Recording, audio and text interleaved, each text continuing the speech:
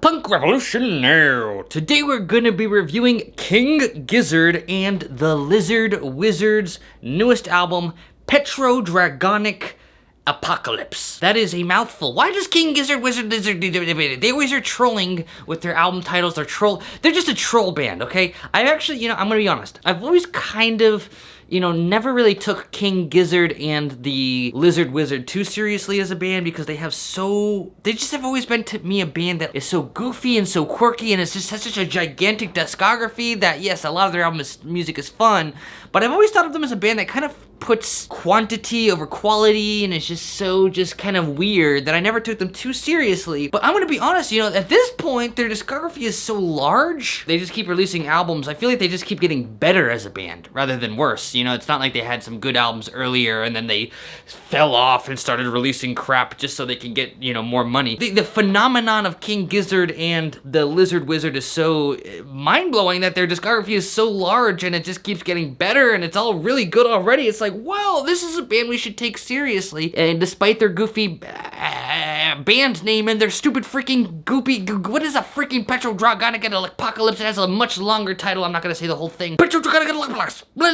Dragon is gonna suck your whatever. That's the whole thing. It's just a freaking stupid. So this is apparently metal. King Gizzard and the Lizard Wizard have already released metal tracks and songs and albums that I've enjoyed. It's always kind of been like, okay, this is a psychedelic, quirky band releasing metal. Maybe it's a little gimmicky, I don't know, but they're pretty good. So let's go ahead and start by taking a look at the album cover. And like, I got my death shirt on, so I'm taking the whole metal thing seriously. Let's go ahead and start by taking a look at the album cover. Ain't that the cutest freaking lizard dragon thing you've ever seen? It's a freaking lizard, it's a dragon, or is it a lizard? It kind of makes sense because we have a King Gizzard Lizard Wizard and there's a dragon, which is essentially a lizard. So people have been criticizing this artwork for saying it looks like AI, and like an AI painting. It's not an AI painting from my understanding. I just think it's so weird now that we're at the point where like this album artwork, I think it's like pretty cool. I like the colors, it's kind of a funny, curious, weird little cover with the pretty bright colors. I like the cover, but like we can't just enjoy this artwork anymore because like there's literally that skepticism of like, oh, maybe that's AI. I don't really like it because it looks like AI. No. You're wrong. AI looks like this. This doesn't look like AI. AI looks like this. AI is copying stuff that looks like this, okay? So don't start disliking real art just because AI is copying it, because that is already AI poking its head into the realm of real art and disintegrating the quality for all of us. So don't do that. If something looks like AI, remember, it's not that it looks like AI, it's AI looks like it. So anyways, don't criticize it. I like that. Whatever. Okay, so it's just a weird, funny, quirky album cover which fits King Gizzard, which is a quirky, weird band. They're freaking Australian, for Pete's sake. Come on. All right. So let's talk about the music. This is gonna be metal. This is gonna be King Gizzard diving into heavy metal, kind of some progressive metal elements going on. And like I said, King Gizzard, they have Infest the Rat's Nest. I think was their first metal album that they were dropped, and I feel like when Infest the Rat's Nest dropped, everyone was like, okay, so this is kind of a gimmick, right? We have this psychedelic band that has, very kind of melodic, pretty, quirky, progressive music that's very, it's not metal by any means, going into stoner metal and going into thrash metal. And while you can maybe make an argument that stoner metal is a little bit psychedelic, I guess, overall, when Infest the Rat's Nest came out, it really felt like a gimmick. Like, okay, this is a huge curveball, a huge weird thing they're just throwing out there for, The thing with PetroDragonic Apocalypse is, unlike Infest the Rat's Nest, PetroDragonic Apocalypse truly feels like it really is a super cohesive record with the rest of the King Gizzard and the Lizard Wizard project. This is an album that is very heavily dependent on rhythm, on polyrhythms, on extended, long, complex rhythms that are repeated, lots of percussion, cool stuff going on. Kind of reminds me of Tool in that sense. Tool has those really cerebral, thoughtful, extended rhythms that, have lots of polyrhythms, very psychedelic. And, that's kind of the cohesive thing.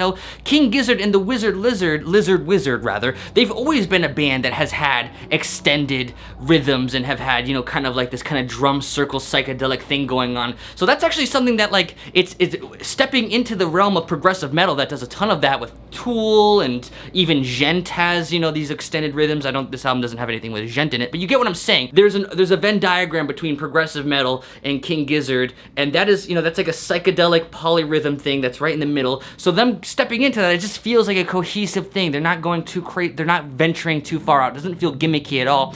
And likewise, you know, this album from start to finish, it just kind of flows so well. Like, it kind of just feels like the songs kind of never stop. Like, you can't really tell when one song starts and one song ends, and that to me feels very much like something King Gizzard and the Lizard Wizard has already explored a lot. For example, Nonagon Infinity, where the album just kind of keeps going and going and going. So just in so many different ways, this album just feels like, it really feels like a natural extension of the King Gizzard discography, and nothing gimmicky about it. It actually makes perfect sense. You've got all these epic guitar tones. I mean, metal is a genre that thrives on having awesome guitar tones. You can have literally an album that's just droning guitar with no freaking drums or vocals or anything, just guitars with tones that are so good. And metalheads love good guitar tones so much, they will actually listen to that. And honestly, King Gizzard and the Lizard Wizard, you can tell from their entire discography, they're a band that loves sitting around in the studio and crafting guitar tones, playing with pedals. And I feel like this album, the production is so yummy. I love the fuzzy, the chunky, the chuggy guitar tones throughout the whole thing. It's a really fun thing. And there's plenty of really interesting dynamics that come with that, because at times, you know, maybe it feels a little bit more cerebral, a little bit more cool, where maybe just bass and drums only, no guitars, kind of taking a breather, kind of feeling that like psychedelic rhythms kind of just build up and swirl within itself. And then at other times you might get explosive guitar solos. I mean, come on, guitar solos, they're shredding. It's so epic, it's so delicious. And at other times, honestly, I feel like there's actually a real nice progression here. It's not like a stale, just 50-minute non-stop kind of metal jam from start to finish. I mean, there's times here where it actually gets pretty heavy. I feel like the last two tracks actually get pretty darn heavy with the production. The kick drum is banging really hard. The guitar tones are real atonal. It gets surprisingly heavy. And as a metalhead who wants some freaking metal, I'm a punk head, but I like metal too. It's very satisfying. There are times on this album where the bass is really just, you know, that classic kind of like heavy metal, just keeping that pace going real fast. That's one thing I've always loved about Iron Maiden, especially. I feel like I love Iron Maiden heavy metal because that bass is just constantly, you know, the bass is just keeping that pace go. And I feel like this album, it has plenty of, the production gives bass plenty of space to keep that kind of bouncing, fast-paced sprint of the bass going. This album has a really awesome pacing, really nice dynamics, like I've said, beautiful guitar tones.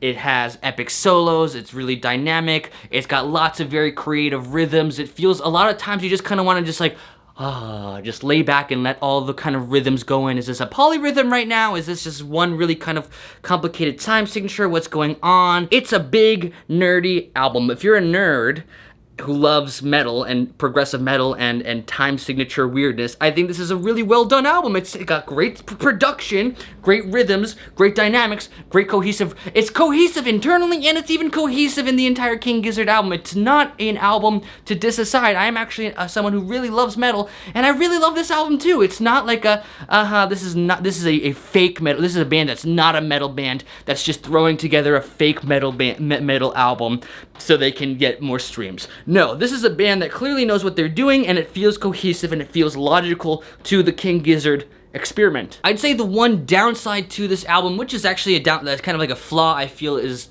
the case with a lot of King Gizzard albums, are that the vocals are perfectly fine. The vocals don't take away anything from this album. The vocals aren't like annoying or anything like that. I think the vocals are perfectly fine and good, and I think one thing they actually do well with the vocals is they use the vocals as kind of like an additional instrument within these kind of complex polyrhythms and these complex extended rhythms. They use the vocals have their own kind of rhythm, like an additional percussion in the drum circle. That's fine and cool. Using the vocals as an instrument's all great and stuff, but you know, it's perfectly good and fine. And I think one thing that keeps this album from being like a true masterpiece is that the vocals really don't have much charisma. They're very safe. You know, I think because so much of the stuff going on with the instrumentation is so phenomenal, the vocals kind of wants to play safe and not distract or detract from how awesome the instrumentation is.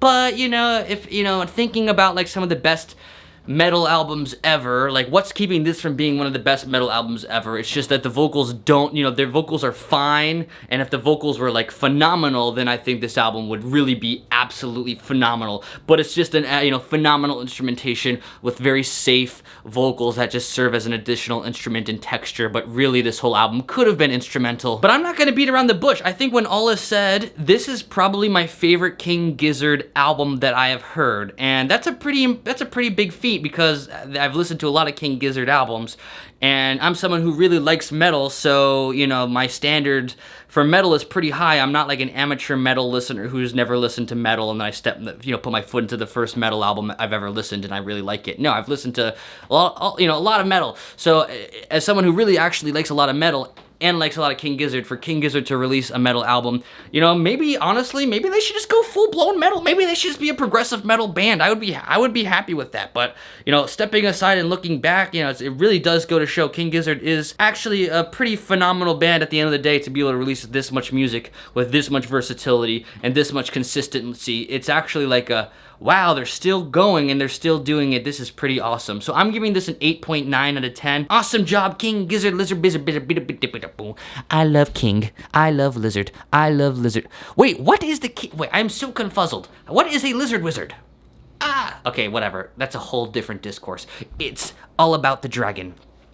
So maybe the lizard represents psychedelic music and the dragon represents metal. So like the lizard has grown from a baby psychedelic folk musician to the dragon, which is metal. I don't know. It's all a philosophical thing. So I think I've said everything. Punk Revolution? Nah.